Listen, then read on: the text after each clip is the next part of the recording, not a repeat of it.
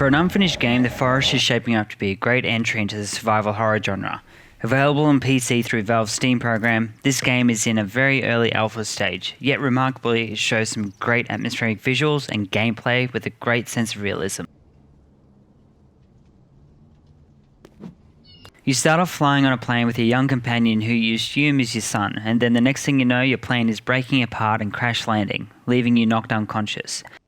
Barely regaining consciousness, you find that your young companion has been carried away by a native. Sometime later you regain full consciousness, and from there your task of surviving begins.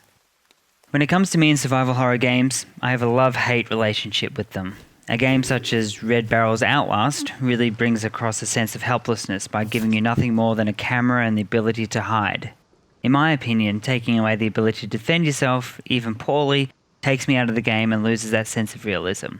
Endnight Games' The Forest, on the other hand, taps into just about every aspect of your survival instinct in a harsh environment, from cutting down trees and collecting materials to make fires, shelters, traps, and other items needed to survive on the island. Those instincts and materials are going to come in handy when you come across the forest's inhabitants, cannibals. In its current state, the forest's enemy AI is really intuitive. While the game is a long way off from completion, you can see there is a lot of effort going into making your encounters with these primitive natives as realistic as you can get within a video game setting. You're constantly on the defensive, even when it comes to tasks such as chopping down trees, ensuring that you're aware of your surroundings. It takes several hits to actually kill a native. If you are surrounded by a few, you better make sure that your defenses are up or you'll have pretty much no hope of surviving. The crafting system is another part of the game which is coming along nicely. With the ability to combine items to make objects such as axes and Molotov cocktails, I'm looking forward to seeing what else is going to be included with the crafting and building system, which is already starting to make the island seem like your very own sinister paradise. The forest in its entirety, while not totally open to exploration, is turning out to be a huge place to set up camp and establish defenses against the nasty things out to get you. I can only imagine how big the overall map is going to be when the game is finalised, but I'm already looking forward to setting forth to see what dangers lie ahead.